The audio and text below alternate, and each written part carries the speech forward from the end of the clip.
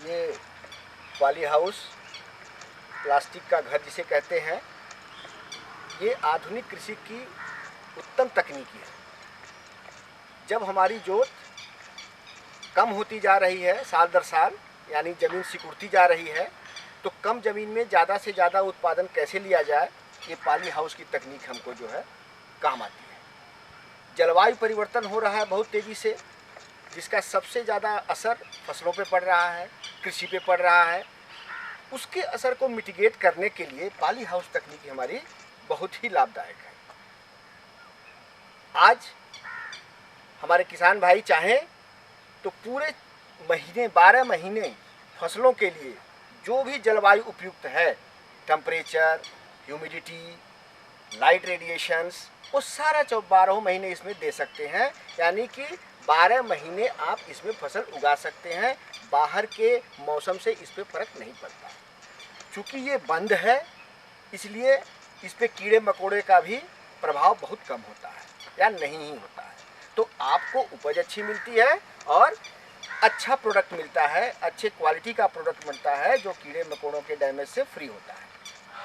पहले हम बात करेंगे पॉली हाउस की डिज़ाइन के ऊपर। देखने में किसान भाई ये बहुत सिंपल लग रहा है, लेकिन इसमें आपको बनाने के पहले ये हम सलाह देना चाहते हैं कि किसी भी एक्सपर्ट से अवश्य लीजिए। क्यों कि इसके अंदर हमको कार्बन डाइऑक्साइड और ऑक्सीजन, ह्यूमिडिटी, टेम्परेचर, ये सब का बैलेंस मेंटेन करना है, जो पौधों के लिए बहुत ज़रूरी होता है। और ये बैलेंस मेंटेन करने के लिए हमको जो है इसका वेंटिलेशन कैसा होना चाहिए, इसमें इंसेक्ट प्रूफ नेट कैसा होना चाहिए, शेड नेट कैसा होना चाहिए, ये सब बातों का ध्यान रखना बहुत ज़रूरी है। तो पहले जब स्ट्रक्चर की बात करेंगे तो हम ये प्रीफर करते हैं कि पहले आप ओरिएंटेशन इसका डिसाइड कर लें। अगर आप पंजाब की बात करते हैं तो ओरिएंटेशन नॉर्थ साउथ होना चाहिए।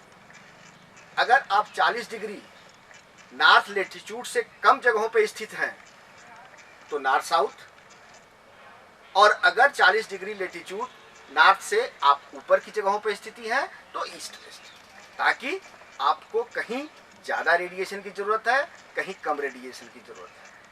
पंजाब में, राजस्थान में, उत्तरी पूरे भारत में हमको तो ज़्यादा ज़रूरत से ज़्यादा रेडिएशन मिलता है, तो हमको उतनी ज़रूरत नहीं है। इसीलिए हम नॉर्थ साउथ इसका रेडिएशन ओरिएंटेशन रखते हैं। इसमें हम गोलाकार पाइप का इस्तेमाल करेंगे फ्रेम बनाने के लिए। किनारे किनारे जो हमारे पोल्स हैं इस पर ज़्यादा लोड आता है, तो ये 2 mm थिकनेस का 2 इंच डायमीटर का पाइप होना चाहिए। बाकी स्ट्रक्चर्स के लिए ऊपर में जो ट्रस है उसके लिए 2 mm थिकनेस का 1 mm 1 इंच डाया का काम हो जाएगा।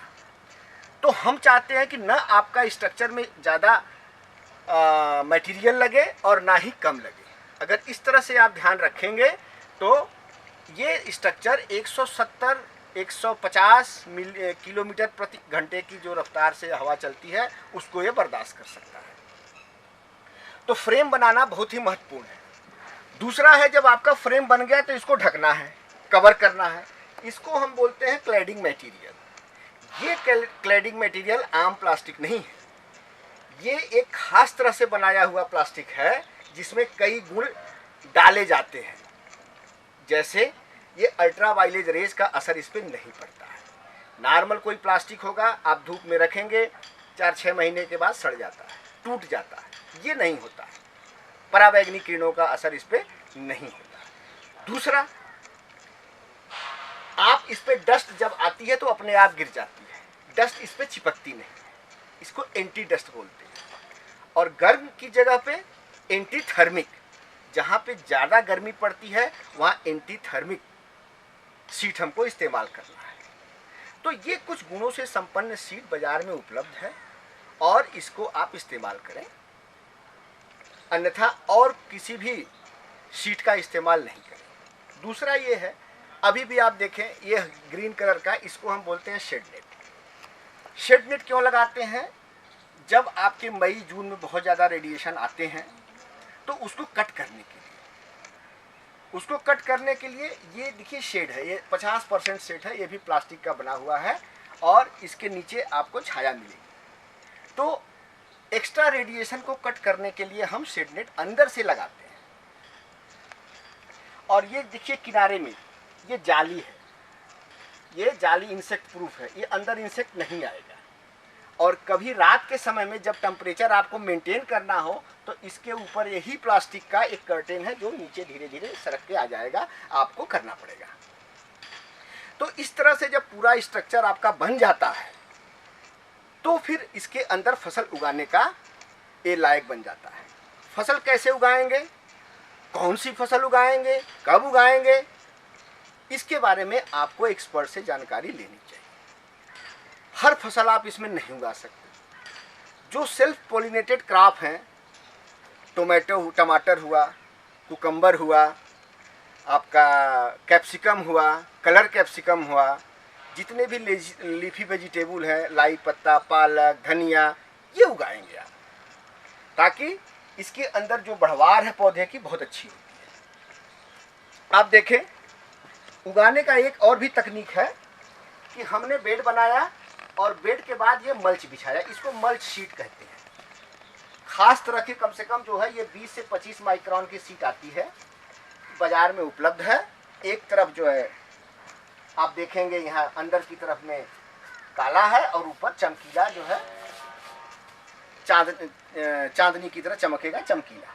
तो जो सिल्वर है उसको ऊपर रखेंगे, काला जो पोर्शन है उसको नीचे रखेंगे, ये नियम है। और इसमें जब आप होल करके लगाएंगे पौधे, ये देखिए हमने कुकम्बर का पौधा लगा रखा है, अभी 3-4 दिन पहले ये लगा है। और इसके अंदर ये ड्रिप की पाइप जाती है, क्योंकि ऊपर से आप कैसे पानी देंगे, तो ड्रिप की जो पाइप है ये इसके पास है और इससे जो पौधा जो है पानी लेता है।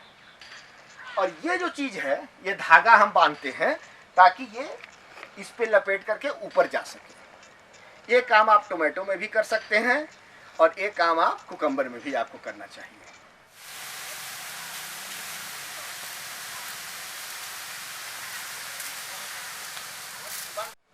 पौधे को अच्छा बढ़ने के लिए आपकी 3-4 चीज़ बहुत ज़रूरी होती है। एक है रेडिएशन, जो हमको 400 से 700 नैनोमीटर का ही चाहिए। दूसरा, कार्बन डाइऑक्साइड की उपलब्धता, क्योंकि खाना बनाने के लिए पौधे को कार्बन डाइऑक्साइड चाहिए, और जिसकी मात्रा हम करीब 400 ppm से 1000 ppm तक रखना चाहिए। 1000 ppm तक अगर आप रख देते हैं तो बहुत ज़्यादा खाना पौधे बनाएंगे, जिसका बढ़वार अच्छा होगा, प्लांट हेल्दी होगा, अच्छा फ्रूट मिलेगा। ऑक्सीजन का मेंटेनेंस हमको 6 से लेकर 10 ppm तक करना है रूट जोन में।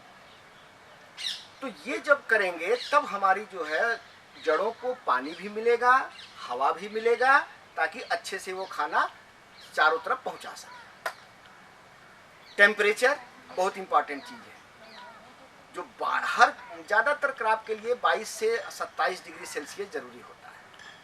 अगर हम 29 डिग्री के ऊपर टेम्परेचर अंदर का मेंटेन करते हैं तो फिर हमारी जो खाना बनाने का पौधों का रेट है वो कम हो जाता है, फोटोसिंथेसिस रेट कम हो जाता है। तो मैक्सिमम आप 29 डिग्री तक जा सकते हैं। 29 डिग्री के ऊपर अगर आपका बढ़ रहा है तो आप फॉगर चला दीजिए, फैन पैड कूलिंग बेल्ट चला दीजिए, साइड का खोल दीजिए, ताकि हवा फ्रेश एयर आ जाए। और जब फ्रेश एयर आएगी तो अपने साथ CO2 भी लेके आएगी। तो बराबर जो है कार्बन डाइऑक्साइड और O2 ऑक्सीजन का बैलेंस बना रहेगा। ह्यूमिडिटी है आपको 60 से 70% चाहिए सब क्रॉप के लिए। अगर ह्यूमिडिटी आपकी कम है या सूखा ज़्यादा लग रहा है तो फॉगर चला दीजिए। अगर ह्यूमिडिटी ज़्यादा आपकी बढ़ गई है बारिश के दिनों में तो उसके लिए अनेक प्रकार के और उपाय हैं हीटर वगैरह का, लेकिन वो कॉस्टली अफेयर हो जाता है, उसको हम लो कास्ट मीडियम कास्ट में नहीं जोड़ सकते। तो पॉली हाउस को आप 3 कैटेगरी में रख सकते हैं। एक लो कास्ट, जिसकी बनाने की कास्ट होती है करीब 500 रुपया पर स्क्वायर मीटर। मीडियम कास्ट 1000 से लेकर 2000 रुपये पर स्क्वायर मीटर। और हाई कास्ट 2000 से 4000 रुपये पर स्क्वायर मीटर। और जब आप पॉली हाउस बनाएं तो उसकी मिनिमम 600 स्क्वायर मीटर रखें एरिया मिनिमम, और मैक्सिमम आप 1 एकड़ तक जा सकते हैं। और ये ध्यान रहे कि जब भी हमको अपने क्षेत्र की जो हवा है 140, 150, 170 किलोमीटर पर आवर, उसके हिसाब से बनना चाहिए, अदरवाइज कभी आंधी तूफान आएगा तो उसमें ये गिर सकता है। तो इसके लिए हमारे पास जो एक्सपर्ट के पास जाना ज़रूरी है, और बनाते समय BIS स्टैंडर्ड जो है, ब्यूरो ऑफ इंडियन स्टैंडर्ड, उसको फॉलो करना जरूरी है। तो किसान भाई, ये आपके लिए सलाह है। आगे अगर कुछ भी और भी जानकारी चाहिए, सीफेड में आइए, संपर्क कीजिए, आपको पूरी तरह से मदद की जाएगी।